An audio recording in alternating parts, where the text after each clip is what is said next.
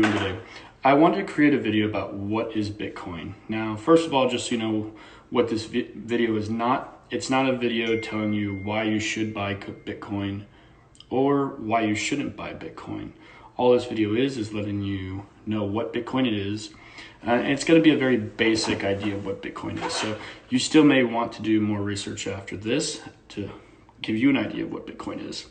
So the first thing to know about Bitcoin is it is a ledger. Okay, in the same way that you would write in a book for a ledger, like things that you're doing, transactions that you have made, Bitcoin is the exact same thing.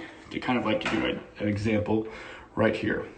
Bitcoin is a system that keeps track of transactions all throughout the network of people who are using it, and they store it on the blockchain, which is what you see here on the other side of the page.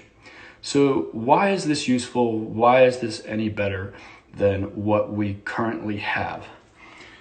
That's kind of what we're going to be talking about. So what Bitcoin claims to have solved is this problem right here.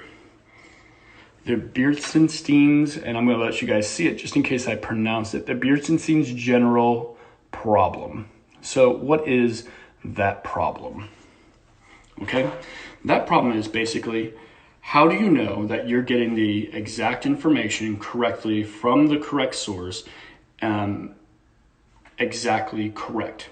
So now if you send information through the mail, that information could be tampered with and changed. You could send information through an email, and you are trusting that that person got the information that you sent and that the system that sent the email didn't change anything. Same thing with a text, so on and so forth. Any type of information that we send, we are trusting a third party to transfer that information perfectly. The only way it's not is if it's direct face-to-face contact. It's the only time we know that information is being transferred perfectly as we intended it to be transferred. Well, as perfect as people can relate a question, that is. So it's claiming to do that. Now, how does it do that? Okay, so let's kind of go through this real quick. Bitcoin is trying to do a couple things here. These are the main ideas of what Bitcoin is. One, it gives digital signatures. So it gives a digital signature of you that can't be manipulated or copied by any other person, okay? So you will have your own personal private key, your own personal private signature, which will kind of go into that as well. The other thing is, we're going to kind of ignore this second one. It is decentralized. So what does that mean? It means that it is not controlled by any person, people's, entity, government. It's completely a self-controlling program. It's a program that was built that controls itself, and all it does is stores information and proves the information, which that brings us to our next point. It does proof of work. So it verifies the information that's been put in it by itself and through itself. And all that information is stored on a blockchain. Okay? So that is basically what the main ideas of what Bitcoin is. Okay? So how does this exactly work? So each block, just to give you an idea, okay, can store about 2,400 transactions, okay? 2,400 transactions. And it takes about 10 minutes to build a block, okay? And some of you may say, well, that's a long time to build 2,400 transactions. It's actually purposely made slow. By being made slow, it makes it more difficult. Well, basically makes it impossible to hack, because the computer has so much time to re-verify over and over and over and over again that the perfect information was selected, okay? So this is kind of how overall it works. And it also allows things to be perfectly stored. So Bitcoin is stored on a network of computers on the Bitcoin network. Kind of give you an idea, something like this. So it's millions of computers connected to each other, solving problems, creating the next block in the blockchain, and storing it and proving it in and of itself together, okay? Now, let's kind of go back to let's go back to this to kind of give you a basic idea. Let's say you put in some information stating that, or I'll just use myself as an example. Jonathan paid Alex $10, okay? And I'm sending that information over to Alex, okay? So now Alex is trying to jump into there because he knows I'm sending the information, and he gets on his computer and he creates another code saying that Jonathan sent Alex $10 again and again, because that code is already in there. So he sends it again. Now the thing is you have millions of computers calculating all these problems at the same time. And all these millions of computers are doing trillions of guesses to billions of guesses a second, okay? So let's say Alex can get that information and he can somehow beat all these other computers and get that information first. Because after we send the information, basically what happens is it's thrown into a pool of entries, and all the computers try to gather together first which entry came first and what belongs in each block. So it picks up, let's say Alex gets it in first. Then what would happen is the block, like I said, it takes 10 minutes to finally close. Another computer will find that same information and create another block, okay? Because there'll be two sets of information here, okay? Now this is where your private key becomes so important, because it creates its own individual personal signature. So we have two blocks now breaking from the main block, and Alex would have to then, if he somehow magically beat out millions of computers with his one computer guessing, he would have to beat all those millions of computers again, because now it would create a second branch where it's still trying to prove, okay, which one's technically correct. So he would have to beat millions of computers over and over and over and over again. Maybe he can do it once, maybe he can do it twice, but it will keep going until that 10-minute phase is done, and then it will pick the one that has the longest chain because it has the most proof of work done to it. And so it's basically one person versus millions and millions of people trying to complete the chain. So it can't be falsified. You'd have to take control over 80%, well, over 80% of the computers in the network in order to successfully do this.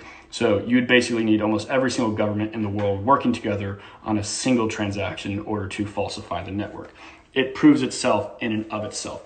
That's basically how the proof of work works. Now, the other great thing that makes Bitcoin so amazing, after it proves that those things are wrong, those separate blockchains, as you see, they're discarded. So they're broken off, and it just creates your one clean blockchain. And all that information is stored and saved in and of itself and spread out all throughout the network, okay? So that way it can't be destroyed. Now let's say you try and destroy that information, okay? So you have different entities that would try and to destroy that information, as you can see right here. You have central banks, you have politicians, you have bureaucrats, you have regulations. Well, if those entities tried to destroy it, it's almost impossible, because one, it's connected to the network, it's in the internet, it's on the cloud, as an easy way to describe it. If they just leave just one computer that has the information, it will self-generate itself, and it completely restores itself. So the chances of being able to destroy every single computer that ever existed, if one connects to the network, it will rebuild itself over and over again completely. So why is this so useful? So think about it like this, okay? Not just the transaction thing that we get, for example. Bitcoin allows you to store so much information, okay? Here are some of the things that it does. Some of the things that it can be useful for. So you have basically creates transparency in all transactions, okay? It validates and secures all records because it's on a network that can't be controlled or destroyed by any network or entity. Manages smart contracts, eliminates middlemen as well. Bitcoin is not, because it's decentralized, like I said, it's not controlled by any government, society, people, persons, or anything of that nature. So other things that it's going to be able to do, record land transactions, okay? Maintaining digital smart contracts, managing digital identities. So you can basically keep like your health records and everything on this. So if you're at a different doctor's office in a different place, you can go access your information and don't have to worry about that. Or if you're in a different country trying to get a hold of your banking information or money, you don't have to worry about that trying to go from different person to person to person, because it's all connected to you as well. Housing distributed cloud networks. So like I said, everything is accessible on the network at all times for you. That is how this makes it so simple and so easy. So that's kind of a very brief, basic example of what blockchain is and why it's useful.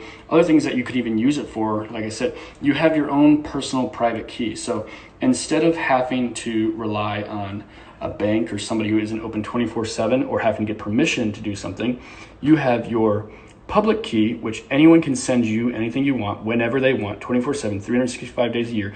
They don't have to get permission to send it to you. You don't have to get permission to receive it. And you have your private key where only you can send information.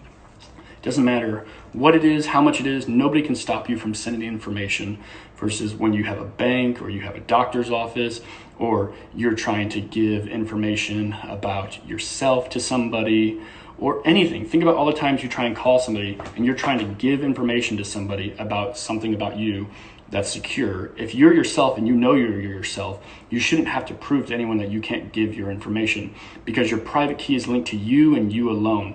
It's like your social security number, but the difficulty of solving your social security number isn't even close. The difficulty of solving a private key is equal to the difficulty of the universe basically being created. So that's basically kind of how Bitcoin works in a very simple way. This video is a little bit longer than what I want to. The next videos coming out are going to be about basically why I like Bitcoin.